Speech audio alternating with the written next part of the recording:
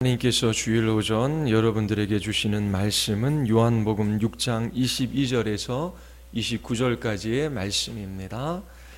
우리 다 같이 하나님의 음성을 듣기를 원합니다. 우리 6장 22절서부터 29절까지 교독하겠습니다. 이튿날 바다 건너편에 서 있던 무리가 배 한 척 외에 다른 배가 거기 없는 것과 또 어제 예수께서 제자들과 함께 그 배에 오르지 아니하시고 제자들만 가는 것을 보았더니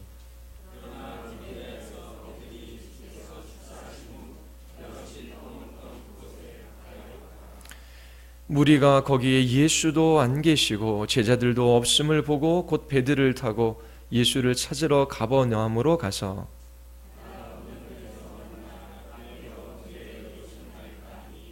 예수께서 대답하여 이르시되 내가 진실로 진실로 너희에게 이르노니 너희가 나를 찾는 것은 표적을 본 까닭이 아니요 떡을 먹고 배부른 까닭이로다.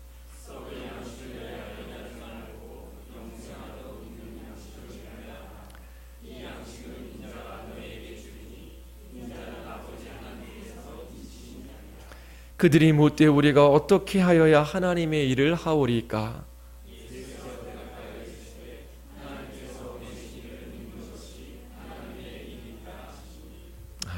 우리 말씀 듣기 전에 기도하시겠습니다. 하나님 아버지, 오늘도 주께서 은혜를 베풀어 주셔서 이 예배 공동체로 모이게 하시고 우리의 구원의 삼위 하나님을 찬양하며 경배하게 하여 주심을 감사드리옵나이다. 우리 온 마음으로 하나님 한 분을 갈망하게 하시고 말씀으로 우리에게 찾아오시는 주님을 만나 배우는 복된 예배 되게 하여 주시옵소서. 무엇보다도 성령 하나님께서 우리의 마음을 그리스도께 두게 하여 주시옵소서. 주님의 아름다움을 맛보아하는 사람들이 되게 하여 주시옵소서. 성령 하나님께서 역사하여 주시기를 간절히 원하오며 예수 그리스도의 이름으로 기도드리옵나이다. 아멘. 오늘은 요한복음 6장 27절 말씀을 중심으로 여러분에게 설교하고자 합니다. 27절 말씀을 보십시오. 인자는 하나님께서 인치신 자니라 라고 말씀하십니다. 이 말의 의미가 무엇일까요? 그리고 예수님께서 영생하도록 있는 양식을 위하여 일하라 말씀하십니다. 이렇게 예수님께서 말씀하신 의도는 무엇일까요? 뿐만 아니라 예수님께서 썩을 양식을 위하여 일하지 말라라고 말씀하십니다. 이 말씀의 의미가 무엇인지 여러분들에게 설교하겠습니다. 인자는 아버지 하나님께서 인치신 자니라. 영생하도록 있는 양식을 위하여 일하라. 썩을 양식을 위하여 일하지 말라. 이 말씀은 여러분들의 삶과 직접적인 관련이 있습니다. 영생을 위하여 여러분들은 무슨 일을 하고 계십니까? 가정과 직장과 학교에서 어떻게 지내고 계십니까? 썩을 양식을 위하여 일하고 계십니까? 아니면 영생하도록 있는 양식을 위하여 일하고 계십니까? 지난 2주간 요한복음 6장의 말씀을 여러분들에게 설교했습니다. 1절서부터 15절까지는 예수님께서 보리떡 5개와 물고기 2마리로 5,000명을 먹이신 사건이 기록되어져 있습니다. 이 놀라운 기적은 하나의 표적입니다. 이 표적이 가리키는 것이 있지요. 그것은 예수님 자신이 생명의 떡이심을 우리에게 가르쳐주고 있습니다. 예수님께서는 떡을 주시기 위하여 오신 분이 아니라 예수님 자신이 생명의 떡이 되시기 위하여 이 땅에 오셨음을 우리에게 알려주고 있습니다. 6장 후반부가 이것을 우리에게 말해주고 있죠. 6장 35절은 이렇게 기록하고 있습니다. 나는 생명의 떡이니 내게 오는 자는 결코 줄이지 아니하리라. 41절에 나는 하늘에서 내려온 생명의 떡이니라. 48절에 내가 곧 생명의 떡이니라. 51절에 나는 하늘에서 내려온 살아있는 떡이니 사람이 이 떡을 먹으면 영생하리라. 55절에 내 살은 참된 양식이요. 오병이어의 기적이 가리키는 것은 예수님이 생명의 떡이시다라고 하는 것입니다. 예수님은 항상 제자들과 함께 계셨고 그들을 보살펴 주셨습니다. 이 오병이어의 표적은 단지 무리들에게만 말씀하시는 것이 아니라 제자들에게도 말씀하시는 것이 있지요. 보리떡 5개와 물고기 2마리로 5,000명이나 되는 사람들이 배불리 먹었습니다. 그리고 나서도 12강줄이나 남았지요. 예수님께서 함께 하신다면 부족한 것이 없습니다. 오병이어의 표적은 많은 무리들을 위한 말씀이에요. 동시에 제자들을 위한 교훈이기도 합니다. 예수님께서 무리들에게 말씀하셔요. 나는 생명의 떡이다. 하나님께서 광야에 있는 너희 조상들에게 만나를 보내어 주셔서 그들의 생명을 보존해 주셨던 것처럼 하나님께서 영생을 주시기 위하여 나를 이 세상에 보내어 주셨다. 나는 하나님께로부터 온 생명의 떡이다. 그렇게 말씀하시지요. 또 제자들을 향한 교훈도 있어요. 예수님께서 제자들에게 말씀하십니다. 충성스럽게 성실하게 나를 따르라. 그리하면 너희에게 부족함이 결코 없을 것이다. 너희가 나를 위하여 고통받고 핍박받고 환난 받을 때에 너희들이 죽음에 넘겨지는 그때에 내가 너희와 함께 할 것이다. 내가 너희와 함께하면 너희는 결코 부족한 것이 없을 것이다. 스데반은 돌 맞아 죽었습니다. 하나님의 보좌 우편에 계신 그리스도의 영광을 보았어요. 그는 예수님처럼 죽을 수 있었습니다. 전승에 따르면 베드로는 십자가에 거꾸로 못 박혀 죽었다라고 전해집니다. 예수님보다 훨씬 더 큰 고통이지요. 육체적으로는 그럴 수 있습니다. 그러나 십자가상에서 하나님의 아들이신 예수님은 완전히 버림을 받았어요. 그러나 베드로가 순교당할 때에 주님이 그와 함께 했어요. 그래서 그는 넉넉히 순교당할 수 있는 힘을 얻을 수 있었습니다.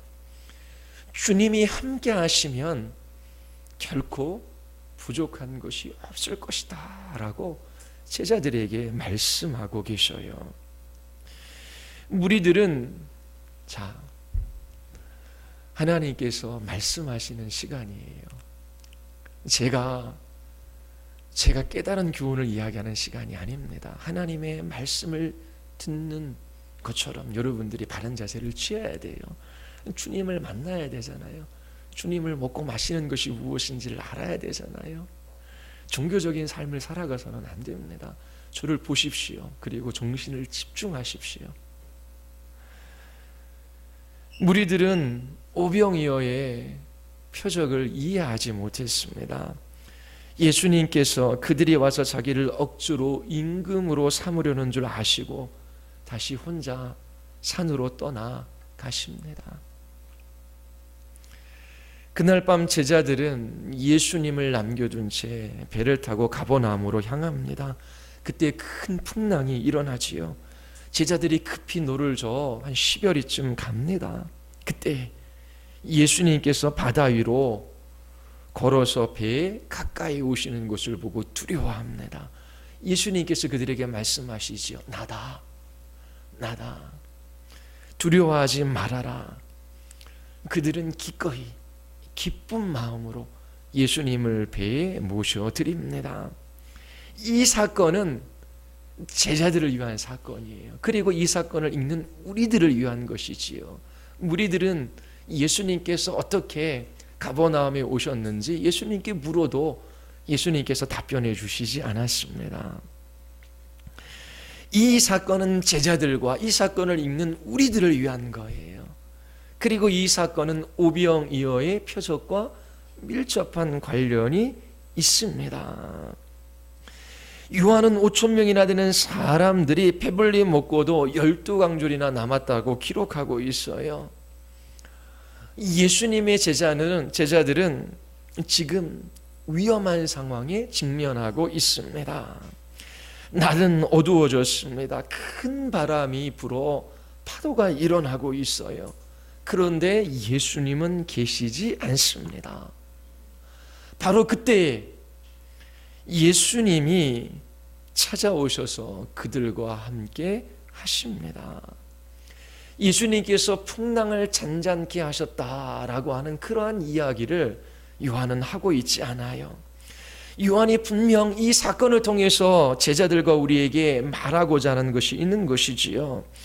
예수님께서는 멀리 떨어져 계십니다. 풍랑이는 바다에서 죽게 된 제자들에게 예수님께서 오실 방법은 전혀 없는 것처럼 보입니다. 그러나 예수님께서 바다 위를 걸어오셔서 제자들과 함께 하시지요.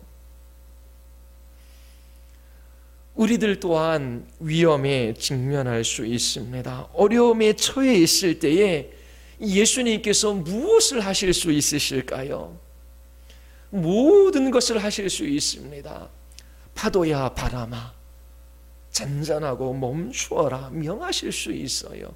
모든 것을 하실 수 있으시지만 예수님은 예수님 자신을 우리에게 주십니다. 우리와 함께하기 위하여 바다 위를 걸어오셔요. 예수님을 멈추게 할 수 있는 것은 아무것도 없습니다. 예수님께서 우리에게 주시는 것은 그 무엇보다도 예수님 자신이에요. 제자들에게 예수님 자신을 주십니다. 내가 너희와 함께하면 너희들이 핍박을 받고 고난을 받고 너희들이 죽음의 위기에 처한다라고 할지라도 그때 결코 부족한 것이 없을 것이다. 예수님께서 5,000명을 먹이시고도 12강줄이나 남는 것을 이 제자들은 경험했어요. 이처럼 주님 자신을 제자들에게 주심으로 주님이 함께 하시면 결코 그들에게 부족함이 없을 것을 교훈하고 계십니다.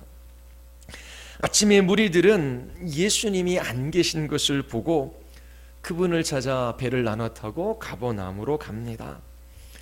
그들은 회당에 계신 예수님을 발견해요. 59절이 우리에게 그것을 말해주고 있어요.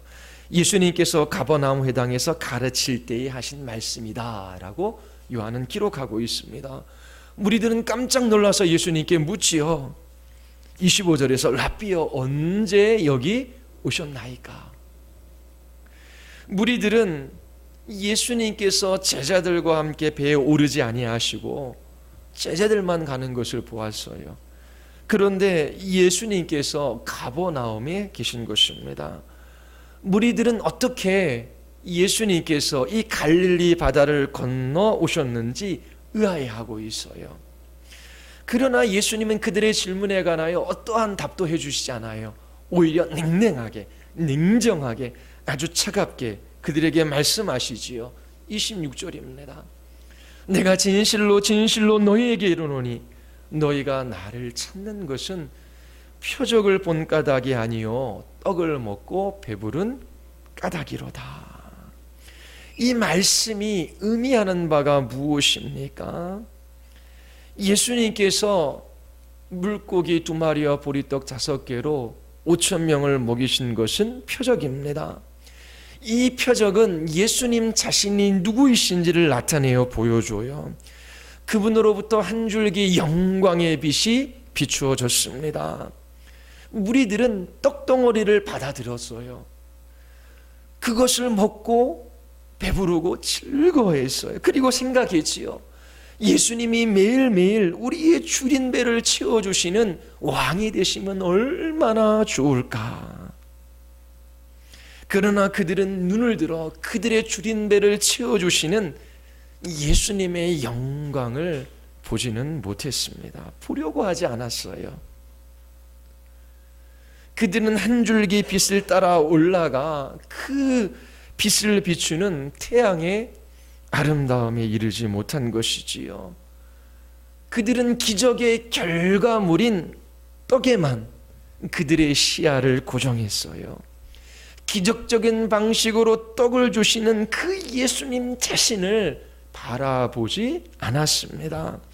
예수님께서 말씀하셔요. 너희가 나를 찾는 것은 표적을 본 까닭이 아니요 떡을 먹고 배부른 까닭이로다. 그들은 자신을 즐겁게 하는 떡에는 흥분하고 있지만 그들의 참된 보아이신 그리스도에게는 그렇게 하고 있지 않아요. 요한복음은 예수님이 일으키시는 그 기적, 그 표적의 결과에 관한 책이 아닙니다. 이 복음서는 역사 가운데 나타난 그리스도의 영광을 기록하고 있지요. 우리는 예수님이 주시는 선물이 아니라 예수님 자신을 우리 자신의 보화로 보아야 해요. 우리를 참으로 만족시켜 주시기 위하여 하늘로부터 오신 생명의 떡으로 예수님을 볼 수 있어야 합니다. 기도 응답을 받으면 너무나 기쁘지요. 병고침을 받으면 너무나 좋습니다.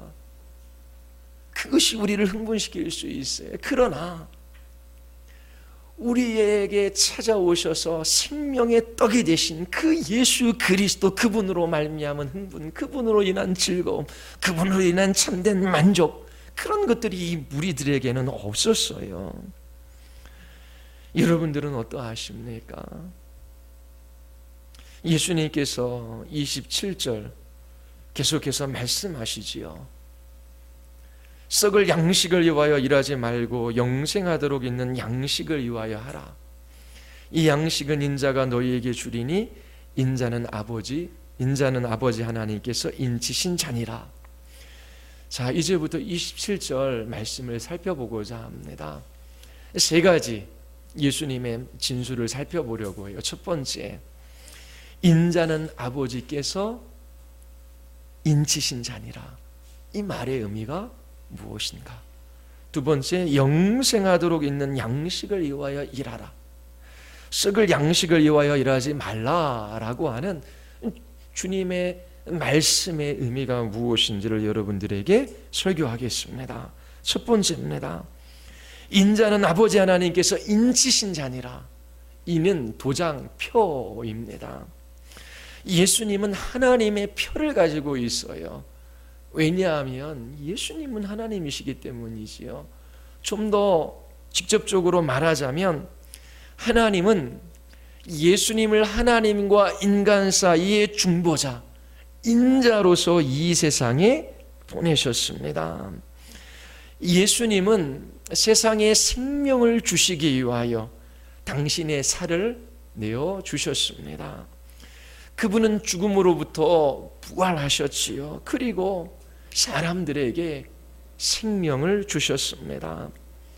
하나님은 인자인 아들에게 이 권한을 주셨어요. 하나님은 예수님에게 신적인 도장을 찍어 주셨습니다. 신적인 권위와 능력의 표를 주신 것이지요. 요한복음 5장에서도 이와 동일한 것을 우리는 읽을 수 있어요. 5장 19절에 아버지께서 행하시는 그것을 아들도 그와 같이 행하느니라.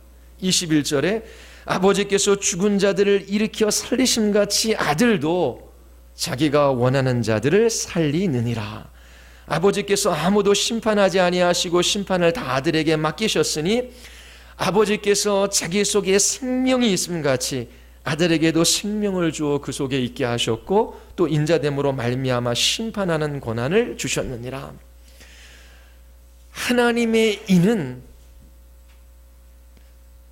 하나님의 아들로서 영생을 주시는 권위입니다. 두 번째, 영생하도록 있는 양식을 위하여 일하라. 이것이 의미하는 바가 무엇입니까? 그 다음 구절 28절과 29절에서 이것을 이해할 수 있는 길을 찾을 수 있습니다. 28절 29절 다 같이 한번 읽어볼까요? 그들이 묻되 우리가 어떻게 하여야 하나님의 일을 하오리까? 예수님께서 대답하여 이르시되 하나님께서 보내신 일을 믿는 것이 하나님의 일이라 하시니. 무리들이 예수님께 물어요. 하나님의 일을 하기 위하여 우리는 무엇을 해야만 합니까? 예수님께서 말씀하시듯이요, 영생하도록 있는 양식을 위하여 일하라. 다시 묻습니다. 영생을 주는 양식을 위하여 어떻게 일해야 합니까? 29절에서 예수님께서 답하시는 거예요. 하나님을 기쁘시게 하는 일이 바로 이것이다. 영생을 주는 양식을 위하여 일하는 것이 바로 이것이다. 그것은 내가 하나님께서 보내신 일을 믿는 것이다. 영생하도록 있는 양식을 위하여 일하는 것은 하나님께서 보내신 일을 믿는 것입니다. 하나님께서 세상에 생명을 주시기 위하여 하늘로부터 보내신 떡으로서 예수님을 믿는 것이지요. 무리들은 생명의 떡이신 예수님 앞에 있습니다. 예수님이 영생을 주시는 떡이시지요. 생명의 떡을 소유하기 위하여 무엇을 해야 합니까? 하나님께서 우리에게 원하시는 것이 무엇이지요? 여러분들 앞에 계신 예수님, 그분이 생명의 떡이신 것을 보지 못한다면 아무리 많은 일을 한다라고 할지라도 생명의 떡을 얻을 수가 없어요. 여러분들에게 필요한 것은 예수님을 맛보는 것입니다. 그분을 먹는 거예요. 그분을 믿는 것입니다. 영접하는 자, 곧 그 이름을 믿는 자들에게 하나님의 자녀가 되는 권세를 주셨습니다. 믿는 것은 영접하는 것이지요. 믿는 것은 예수님 자신이 생명의 떡이신 것을 알고 그분을 먹는 것입니다. 여러분, 맛있는 음식을 굶주릴 때 먹는 그 즐거움을 아시지요? 그 음식이 얼마나 굶주린 자들에게는 귀한지 여러분들은 알고 있어요. 그처럼 육신의 떡이 얼마나 귀하고 육신의 떡을 먹는 즐거움도 알고 있지만 생명의 떡이신 예수님을 먹는 즐거움, 생명의 떡이신 예수 그리스도 안에서 참으로 만족하는 그것을 여러분들이 알고 계십니까? 그게 믿는 거예요. 예수님을 양식으로 보고 예수님을 먹는 것이 믿는 것입니다. 믿는 것은 영생을 주는 부활로서 예수님을 여러분의 마음 안에 받아들이는 거예요. 굶주린 자에게, 배고픈 자에게 그 양식이 생명이 되는 것처럼 우리의 인생의 생명의 떡으로 오신 예수님, 우리에게 하늘의 생명을 주시기 위하여 이 땅에 오셔서 십자가에 못 박히시고 자기 자신을 찢으시고 피를 흘리신 그 예수 그리스도를 먹는 것이 믿는 거예요. 믿는 사람들은 예수님을 양식으로 보고 먹습니다. 여러분, 예수님을 먹는 것이, 생명의 떡이신 예수님을 먹는 것이 무엇인지를 아십니까? 교회에 다녀도 예수님 믿는다라고 하더라도 예수님을 모르는 사람들이 많아요. 예수님이 주시는 선물, 알라딘의 램프에서 요정에 나와서 무엇을 줄까요? 그 요정을 다루듯이 그렇게 하나님 앞에 종교적인 행위를 열심히 행하고 많은 일들을 행하고 그렇게 무엇인가 얻어보려고 하는 사람들은 많지만 예수님 자신이 생명의 떡이신 것을 보고 그분을 먹고 그분이 내 인생의 그 무엇과도 비교할 수 없는 참된 보아이심을 알고 그분을 누리며 그분 안에서 만족하는 것이 무엇인지 모르며 교회 다니는 사람들이 많아요. 믿는 것이 아닙니다. 하나님의 일을 하기 위하여 무엇을 해야 합니까? 양식을 얻기 위하여 무슨 일을 해야 합니까? 여러분들 안에 잔치 음식이 차려져 있다라고 생각해 보십시오. 잔치가 열렸어요. 모든 사람들이 그 잔치에 초대되어졌어요. 누구나 와서 먹을 수 있습니다. 그러나 여러분은 그것을 알지 못해요.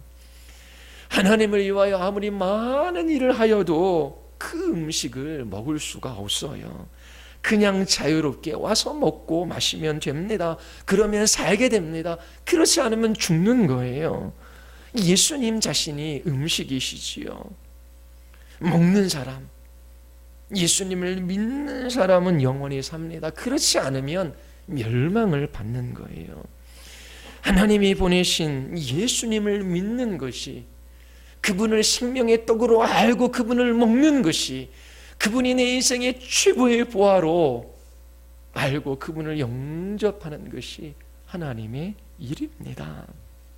세 번째, 썩을 양식을 위하여 일하지 말라라고 말씀하시는데 이 말의 의미가 무엇일까요?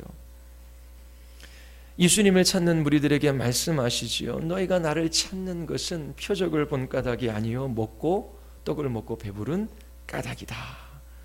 무리들은 예수님 자신이 아니라 예수님이 주신 떡이 그들을 만족하게 했기 때문에 예수님을 찾았어요. 이것이 썩을 양식을 위하여 일하지 말라라고 하는 말씀을 이해할 수 있는 배경이 됩니다. 무리들은 썩을 양식을 위하여 일하고 있어요. 예수님은 무리들에게뿐만 아니라 우리들에게도 말씀하셔요. 너희들은 썩을 양식을 위하여 일하지 말라. 예수님께서 의미하는 바가 무엇일까요? 예수님께서 직업을 가지지 말아라, 일하지 말아라, 그렇게 말씀하시는 것이 아니다라고 하는 것을 여러분들은 알고 있지요. 신약 성경은 일하는 것, 노동을 가치 있는 것으로 말하고 있어요. 도둑질하는 자는 다시 도둑질하지 말고 돌이켜 가난한 자에게 구제할 수 있도록 자기 손으로 수고하여 선한 일을 하라. 또 너희에게 명함과 같이 조용히 자기 일을 하고 너희 손으로 일하기를 힘쓰라. 예수님께서 직업을 가지지 말아라, 일하지 말아라, 그렇게 말씀하시는 것이 아니지요. 열심히 일을 해서 얻은 양식을 가정에 가져갈 필요가 없다라고 말씀하시는 것이 아닙니다. 돈을 벌어 생계를 유지하거나 양식을 살 필요가 없다라고 하는 것을 말씀하시는 것이 아니에요. 누구든 일하기 싫어하거든 먹지도 말게 하라 말씀하십니다. 떡을 먹기 위해서는, 양식을 얻기 위해서는 누구든지 일을 해야 해요. 이것이 일반적인 삶의 방식입니다. 썩을 양식을 위하여 일하지 말라라고 하는 것은 직장에 취직도 하지 말고 돈도 벌지 말고 일하지도 말고 또 식탁에 올려놓을 음식도 사지 말라, 그렇게 말씀하시는 것이 아니에요. 그렇다면 예수님께서 썩을 양식을 위하여 일하지 말라라고 말씀하실 때 이 의미가 무엇이겠냐라고 하는 것입니다. 하나님이 보내신 예수님을 믿을 때에 무슨 일이 일어납니까? 여러분이 예수님을 참으로 예수님이 여러분들을 참으로 만족시키는 생명의 떡이라는 것을 발견하고 그분을 맛볼 때에, 그분을 먹을 때에 신자들 안에 무슨 일이 일어납니까? 두 가지 변화가 일어나요. 새로운 장이 여러분들의 일하는 것에, 여러분들의 삶에 더해져요. 그것은 영원입니다. 여러분은 죽음을 넘어서 영원을 잇대는 삶을 살아가게 되는 것이지요.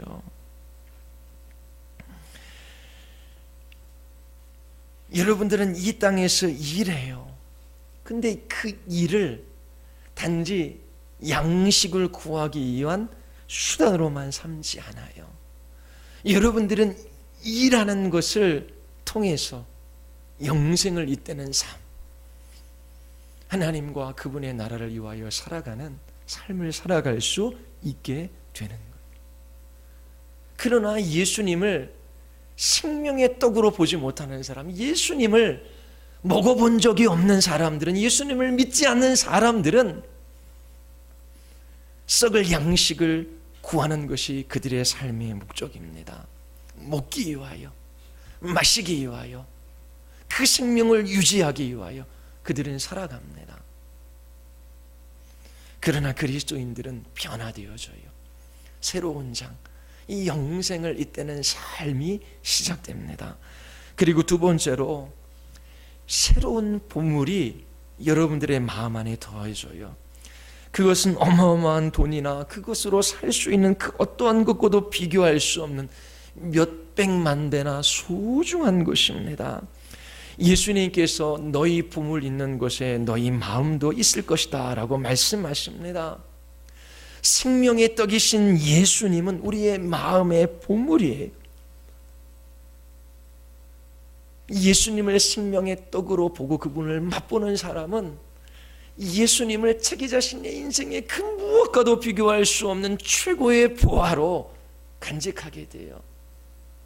여러분들의 마음이 어디에 있다고요? 보물이 있는 곳에 있어요. 지난 한 주간 여러분들의 마음이 어디로 흘러갔습니까? 직장에서 스트레스 받고 힘들어요. 이것을 좀 빨리 해결했으면. 가정에서도 아이들 문제로 고민하는 게 있어요. 그리고 사람들과의 관계에서도 얽힌 게 있어요. 이런저런 일들이 우리의 마음을 뒤흔들어 놓고 우리의 마음을 이끌어갑니다.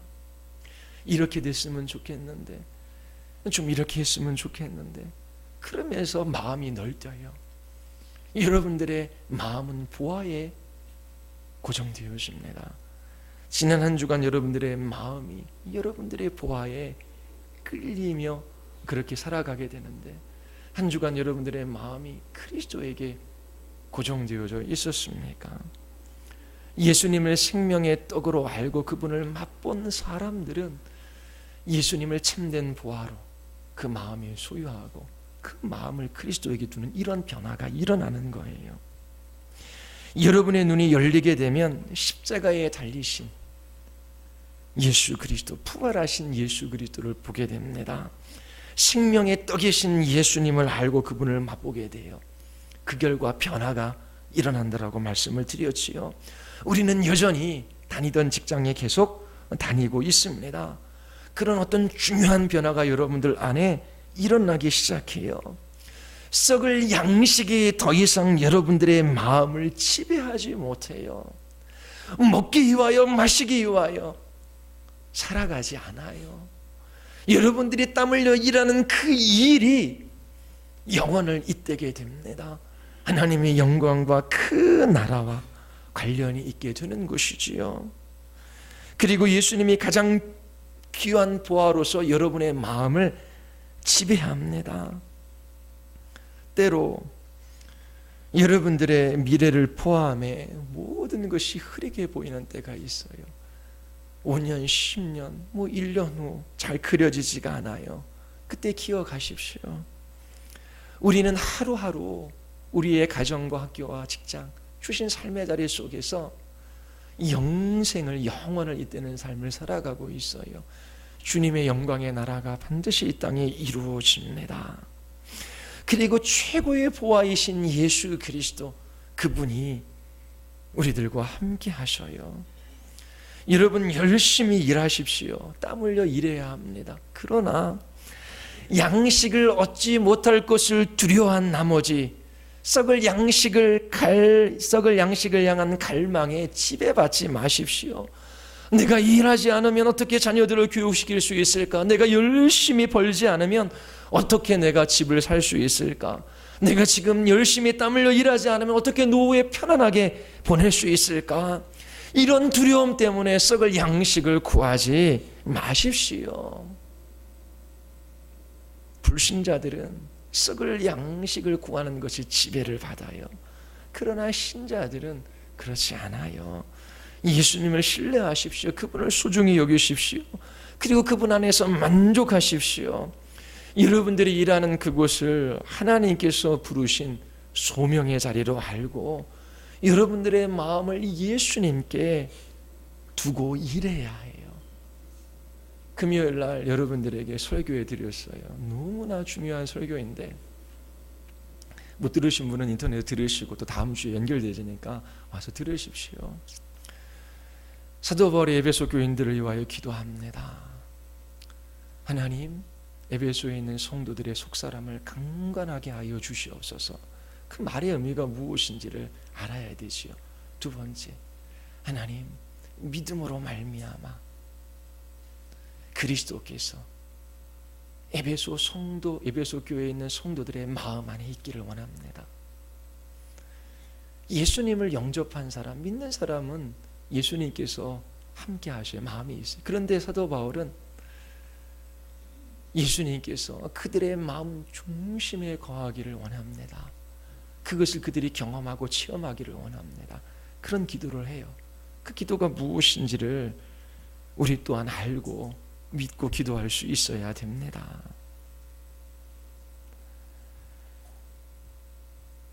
틈틈이 생명의 떡이신 예수님을 먹는 것이 무엇인지를 여러분들이 일상적인 삶 가운데 알아가야 돼요.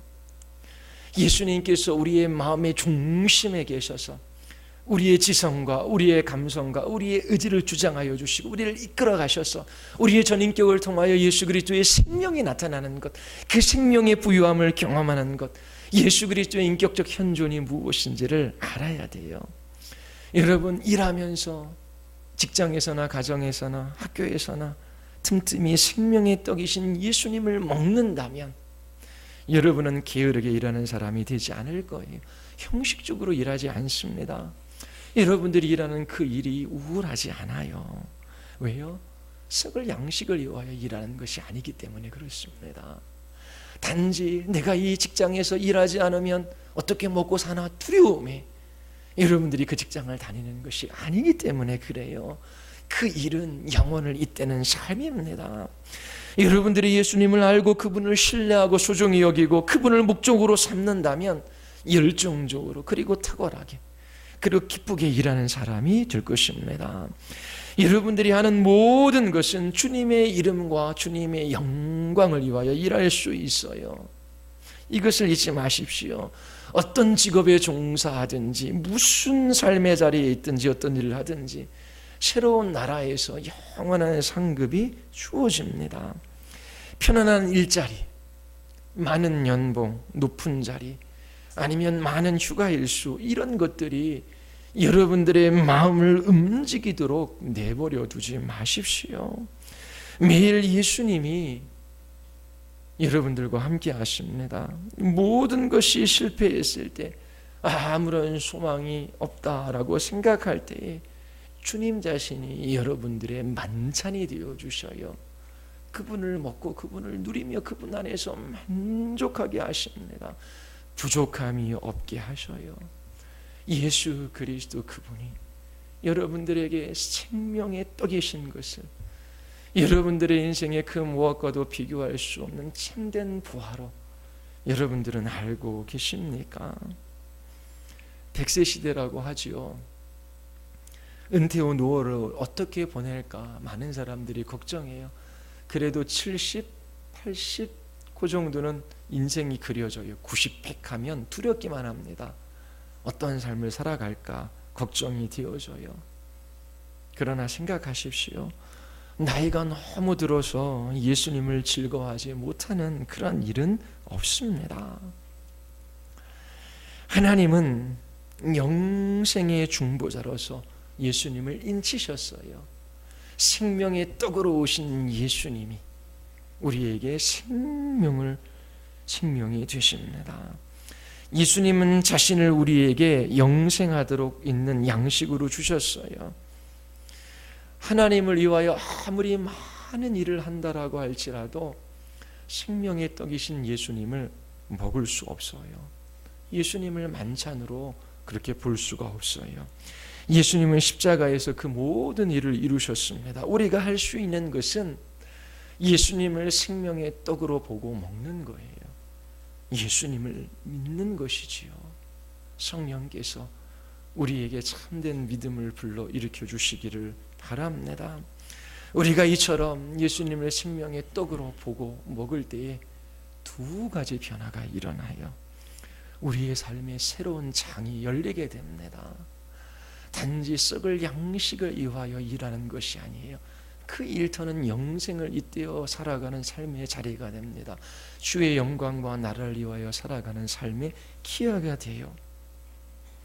그리고 새로운 부물이신 예수님이 우리의 마음을 지배합니다.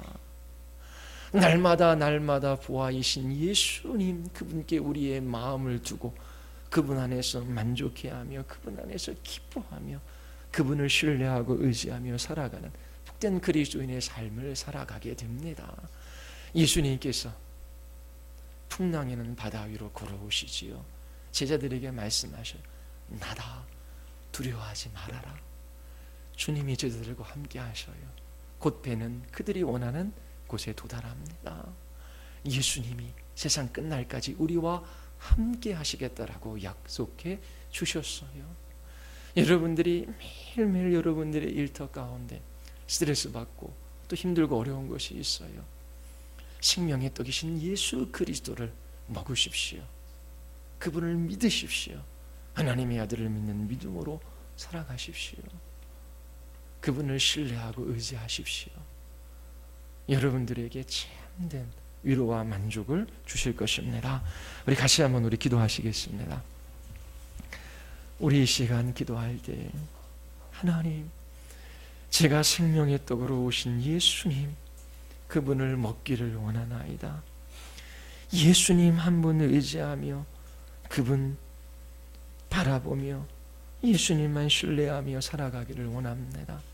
생명의 떡이신 예수 그리스도께서 내 마음 중심에 자장하셔서 나의 전 인격을 다스리시고 통치하여 주시옵소서.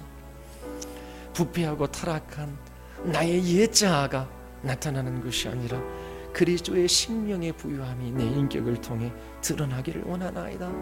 걸음걸음 나를 지배하시고 통치하시고 이끌어가 주시옵소서. 우리 같이 한번 우리 하나님 앞에 기도하시겠습니다.